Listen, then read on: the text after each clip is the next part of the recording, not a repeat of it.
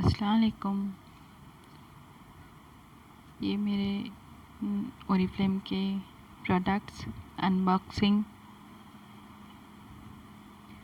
Love nature का mask and scrub, इसका review मैंने अभी अपलोड किया है मेरे इसी चैनल पर। Amazing product.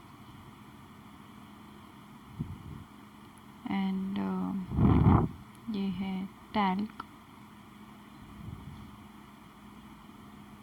floral bloom. This is another one shampoo love nature का एवोकाडो ऑयल। इसका भी रिव्यू मैं अपलोड करूँगी इंशाल्लाह जल्द ही। बहुत अमेजिंग प्रोडक्ट है, एंटी हेयर फॉल, मतलब 2 वॉश में ही amazing result. These are lipsticks,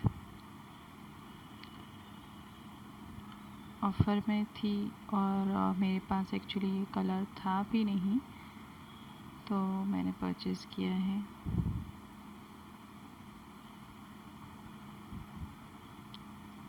this is another one, pink shade में ही है। एंड ये मिल्क एंड हनी सोप, बहुत क्रीमी टेक्सचर होता है इसका। नहाने के बाद आपको समझ में आता है, एकदम स्किन सॉफ्ट हो जाती है। This is for my hubby, man not for man soap bar. अल्लाह हाफिज़।